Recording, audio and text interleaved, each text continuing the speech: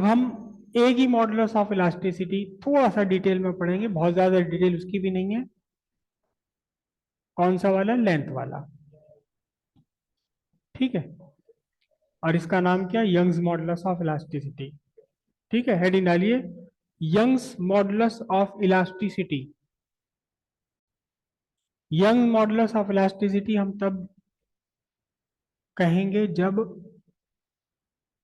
Stress के effect से केवल लेंथ में चेंज हो रहा हो, बाकी कहीं किसी डायमेंशन में चेंज ना हो। हालांकि ऐसा हो नहीं सकता कि अगर आप किसी वायर को, स्ट्रिंग को अगर आप खींच कर उसकी लेंथ बढ़ाएंगे तो इसका क्रॉस सेक्शन, इसका डायमीटर अपने आप ही कम हो जाएगा। लेकिन हम ये कह रहे हैं कि इसका जो इंक्रीज इन लेंथ है उसके कंपैरिजन में इसके डायमीटर में जो चेंज आया वो नेग्लिजिबल है। तो इसलिए क्या कहा कि केवल लेंथ में चेंज आया, बाकी कहीं किसी डायमेंशन में चेंज नहीं आया। ठीक है, तो यंग्स मॉडुलस ऑफ इलास्टिसिटी लिखते हैं, when A deforming force applied to a body having large length, और ब्रैकेट में लिख लीजिए, जब किसी बॉडी की लेंथ बहुत ज्यादा हो तो उसे क्या कहा जाता है? वायर। वायर और string, STRING, bracket close. There is increase or decrease in length, the other dimensions remain constant, comma, the ratio of tensile stress to longitudinal strain is called Young's modulus of elasticity y। इसका mathematical expression बनाएंगे हम। Simple सा है, बिल्कुल simple सी बात। Young modulus of elasticity के लिए इसका मैथमेटिकल एक्सप्रेशन, एक वायर या एक डोरी है जिसे आपने हैंग कर दिया, लटका दिया। किससे लटका दिया? रिजिड सपोर्ट से। ऐसा सपोर्ट जो खुद ना झुक जाए। ये आपका वायर है, ठीक है। इसकी लेंथ है L, ओरिजिनल लेंथ इसकी है L। फिर आपने क्या काम किया कि आपने इस पर एक वजन लटका दिया। कितना वजन लटका दिया इसके ऊपर? M।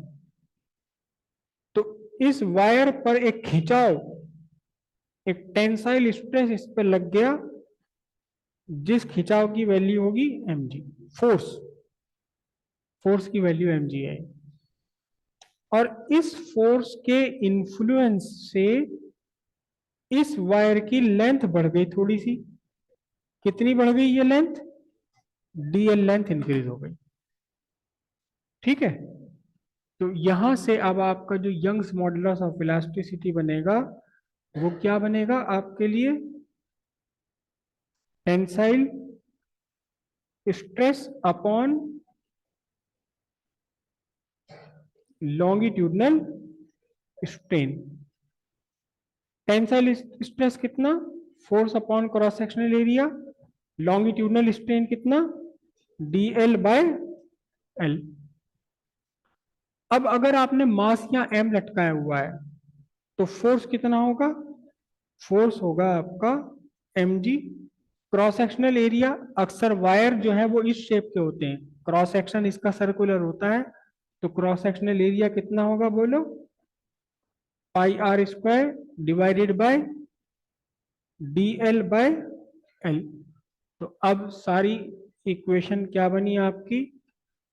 mgl by pi r square dl।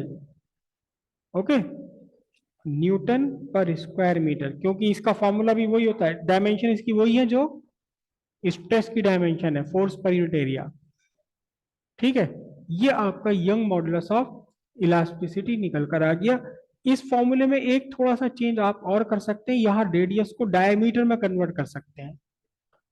तो रेडियस को कैपिटल डी अपॉन R2 लिखेंगे तो ऊपर 4 आ जाएगा और नीचे डी स्क्वायर आ जाएगा, वही का वही फॉर्मूला बिल्कुल ठीक है। लिख बनाइए सारा ये और कीजिए।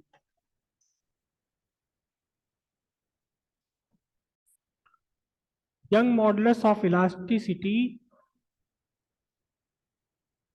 किसी भी मटेरियल के इलास्टिक नेचर को रिप्रेजेंट करता है।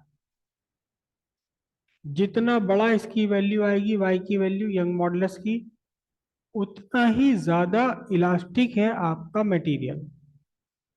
जितना ज्यादा बड़ी वैल्यू, जितनी बड़ी वैल्यू होगी वाई की, उतना ही ज्यादा क्या होगा, इलास्टिक इलास्टिक करेक्टर ज्यादा होगा किसमें, मटेरियल। जितनी ज्यादा बड़ी वैल्यू है किसकी, वाई की।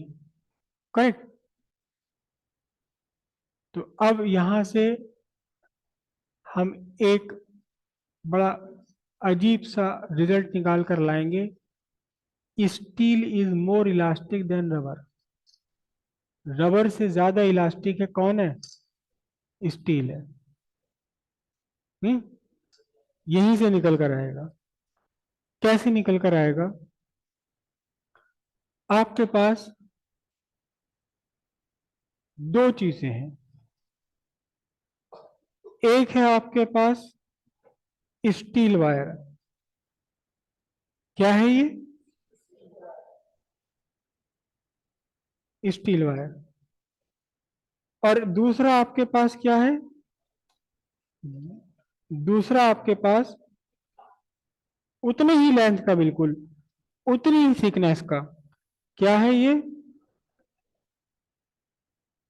रबर स्ट्रिंग, रबर की डोरी। सेम लेंथ है, सेम क्रॉस सेक्शनल एरिया है। करेक्ट। दोनों पर, दोनों ही पर, दोनों पर आपने सेम वेट लटका दिया। तो दूसरा डायग्राम बना रहा हूं इसके बराबर में। सेम वेट भी ना बोले, इसे हम बोले लोड। सेम लोड आपने लटका दिया, कितना, एम।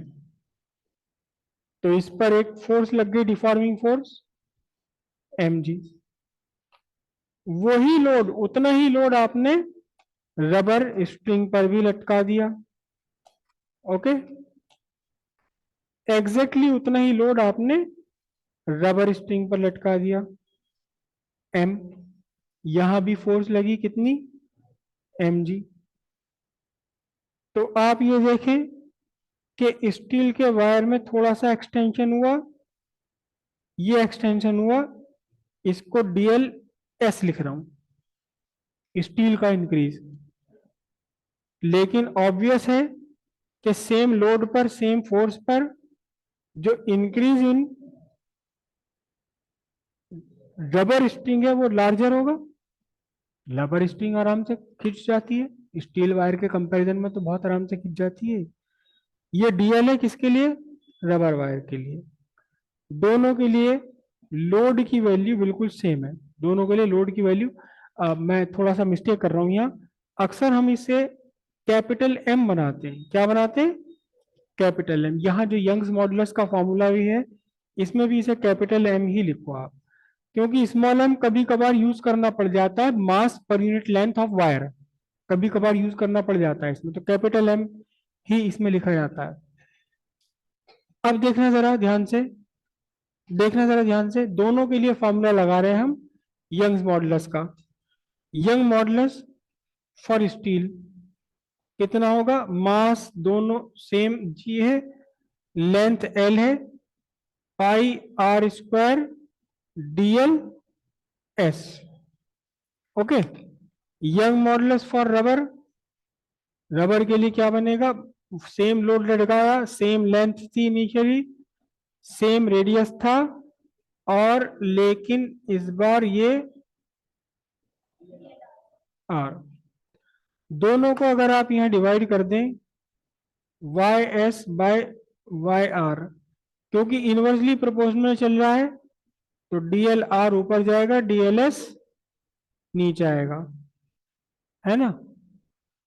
और यहां से आप क्या कहोगे बोलो।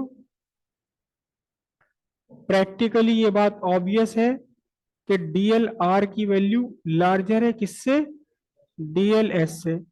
तो लार्जर के सामने larger, Y S is greater than Y R. Young modulus of elasticity steel के लिए ज्यादा है और रबर के लिए कम है।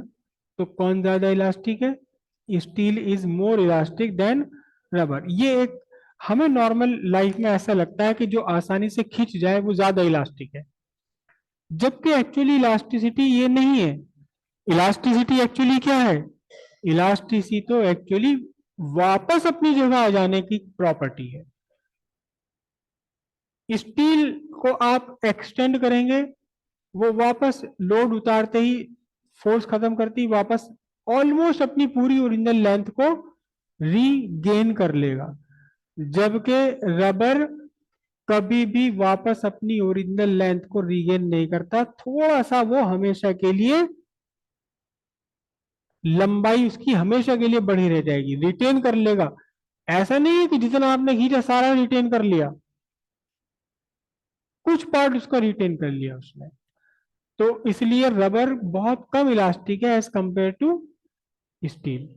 स्टील से भी कहीं ज्यादा इलास्टिक कौन बनेगा, आइवरी और क्वार्ट्ज।